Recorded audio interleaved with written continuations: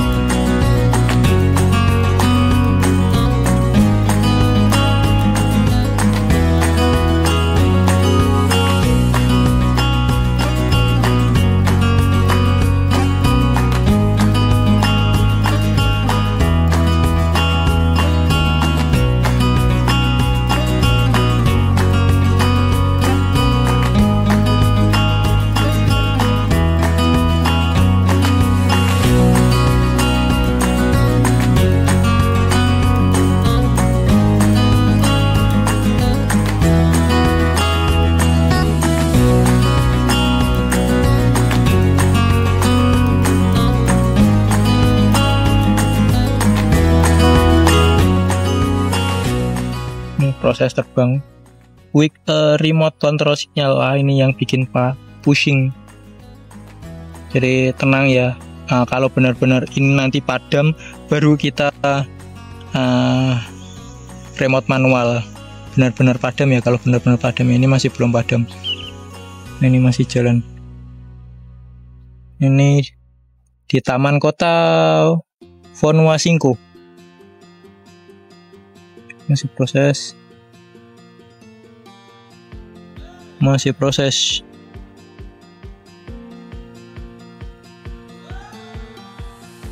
Kurang 5 menitan lah ini prosesnya.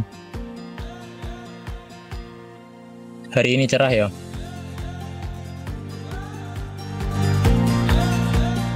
Oke, ini penerbangan terakhir. Jadi penerbangan terakhir di Morowali ya. Jadi mapping untuk JIS.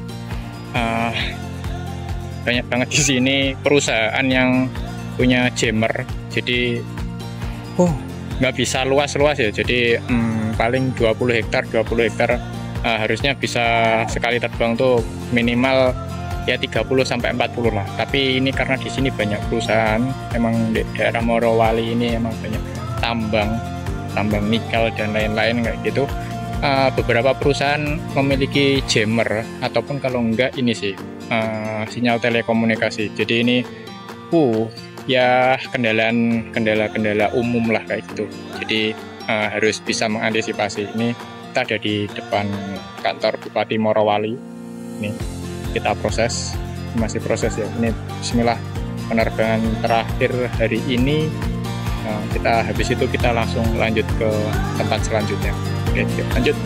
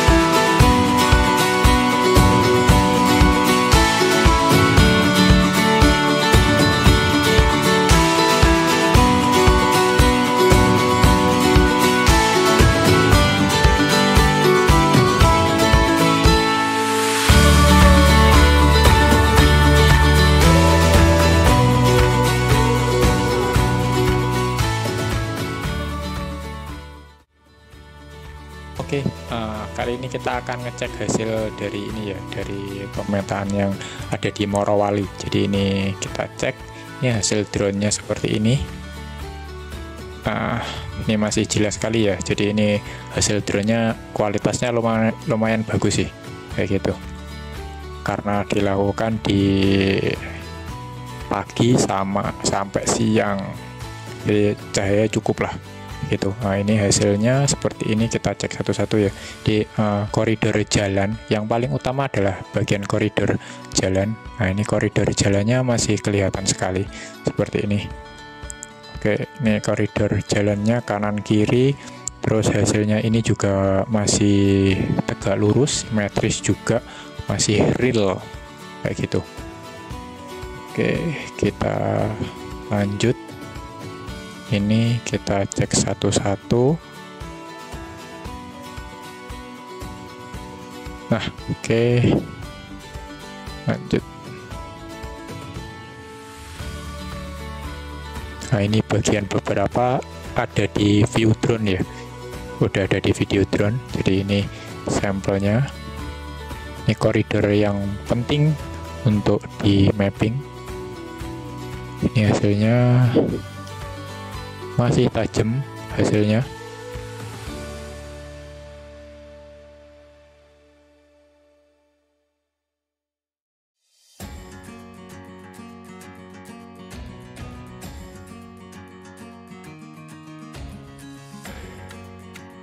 Ini hasilnya tajam walaupun ini beberapa rumah sangat berdekatan ya. Ini hasilnya tetap tajam ASEAN. Oke, lanjut sampai ke tugu di sini ya. Nih. Oke, sip. Kelihatan. Nah, untuk bagian DTM. Jadi ini ada hal yang sedikit unik ya. Ini bagian demnya ini kita cek dulu. Windows Image Analyze. Kita cek dulu. Nah, ini bagian dem ya. Nah, ini bagian dem. Ini demnya, ini DTM-nya kelihatan seperti ini. Nah, jika kalian tahu,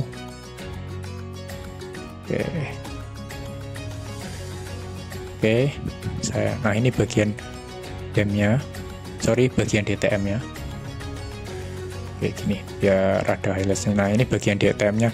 Nah, yang jadi masalah di sini adalah ada beberapa pemetaan laut. Jadi ini adalah pemetaan laut, di mana bagian ini harusnya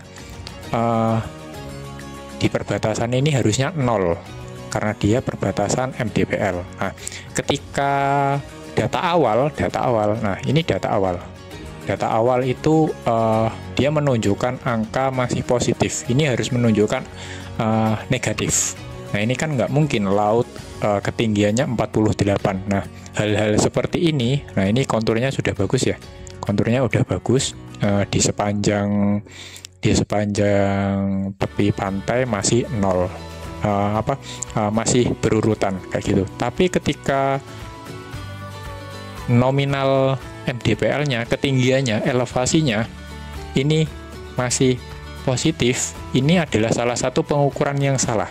Nah, ini harus dilakukan pengukuran ulang, harus dilakukan kalkulasi ulang menggunakan beberapa metode yang harus kalian tahu. Karena kenapa ini data yang nggak valid, walaupun ini data natural. Nah, harus dilakukan uji coba.